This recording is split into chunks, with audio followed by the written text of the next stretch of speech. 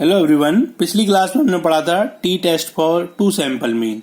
Now we will discuss about the F test. इसको थोड़ा सा डिस्कस कर लेते हैं. क्या F test? Let n1 and n2 be the size of two samples with the variance s1 square and s2 square. The estimate of the population variance based on the samples are s1 square is equal to n1 s1 square over n1 minus 1 and s2 square is equal to n2 s2 square over n2 minus 1 with degree of freedom of these estimate are n1 minus 1 and n2 minus 1. To test whether their estimates s1 square and s2 square are significantly different or if the samples may be regarded as drawn from the same population or from population with variance sigma square, we set up the null hypothesis H naught, that is sigma 1 square is equal to sigma 2 square is equal to sigma square. To carry out the test of significance of the difference of the variance, we calculate the test statistics F is equal to S1 square over S2 square. That means the numerator is greater than denominator. Clear? Numerator हो हमारा क्या हो, यदि ऐसा नहीं है तो जो हमारा बड़ा होगा उसको हम पहले. अब देखिए जरा क्वेश्चन. वो पॉपुलेशन मीन के लिए था, ये पॉपुलेशन वेरिएंस के लिए. यहां हमें दोनों चीजें अप्लाई करनी होंगी. Two random sample drawn from two population are as follow. दो सैंपल हैं ए और बी. ए की वैल्यू है 17, 27, 18, 25, 27, 29, 13, 17. बी की वैल्यू है 16, 16, 20, 27, 26, 25, 21. Test whether the sample are drawn from the same normal population. सबसे पहले हम एफ टेस्ट की बात करेंगे, उसके बाद टी टेस्ट की बात करेंगे. First of all we will consider the null hypothesis H naught such that sigma 1 square is equal to sigma 2 square. The population variance do not differ significantly.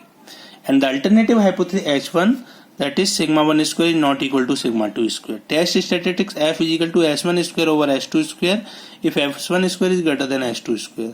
Calculation of S1 square and S2 square. x1 निकाला, x1 minus x1 bar, x1 minus x2 bar का whole square, x2 minus x2 bar, x2 minus x2 bar का whole square. हमने n1 8 निकाला, इसका summation निकाला, x2 1 निकाला, n2 7 है x2 के लिए, summation x2 minus x2 bar का होल स्क्वायर. या हमने S1 स्क्वायर निकाला, दिस इज 36.267 और S2 स्क्वायर 30.47. अब देखिए कौन बड़ा है हमारा. S1 स्क्वायर बड़ा है तो उसको हम न्यूमिनेटर में लेंगे. तो F कितना हो जाएगा, S1 square over S2 square. This is 36.267 over 30.47, 1.190. अब बात करते हैं कंक्लूजन पे. The tabulated value of F at V1 is equal to 7 and V2 is equal to 6 degree of freedom. एक का सैंपल साइज 8 था, दूसरे का 7 था, तो एक की डिग्री ऑफ फ्रीडम 7 होगी, दूसरे की 6 होगी. At 5% level of significance 4.21. You have to remember in all tested we will consider only 5% level of significance. 4.21. The calculated value of F is less than the tabulated value of F. Hence H naught is accepted. Hence we conclude that the variability in two population is same. Clear? यानी क्या है यहाँ पे, दोनों की जो calculated value of F है वो लेस देन है टेबुलेटेड वैल्यू ऑफ एफ से, तो हमारी जो नल हाइपोथेसिस है वो क्या है, एक्सेप्टेड है. And we conclude that the variability in two population is same. Now what is T test? T test is for null hypothesis H naught such that mu is equal to mu naught, the population mean are equal. देखिए T test is apply for population mean and F test is apply only for population variance. Alternative hypothesis H1 such that mu one is not equal to mu two. Test static निकाला हमने, S square यहाँ से S की value निकाली और T की value निकाली, that is 0.9704 at T is equal to n1 plus n2 minus 2, यानी 8 7 15 माइनस 2 13 डिग्री ऑफ फ्रीडम के करस्पॉन्डिंग. ठीक है. अब हम कंक्लूजन क्या लिखेंगे दोनों टेस्ट का. The tabulated value of T, और दोनों में हमें 5% ही लेना है, ये ध्यान रखना है आपको. ऐसा नहीं कि टी हमने 5 ले लिया और एफ हमने 1% ले लिया, नहीं. The tabulated value of T at 5% level of significance for 13 degree of freedom is 2.16. The tabulated value of T is less than the calculated value of T is less than the tabulated value. Therefore, H naught is accepted. There is no significant difference between the population means mu1 is equal to mu2. Hence, we conclude that the two samples have been drawn from the same population. Clear? Next question. Two random samples reveals the following data. Sample 1, sample 2, size है, mean है, variance है. Test whether the sample come from the same normal population. The normal population है 2 parameter, namely the mean mu and the variance sigma square. To test whether the two independent samples have been drawn from the same normal population, we have to test the equality of means and the equality of variance.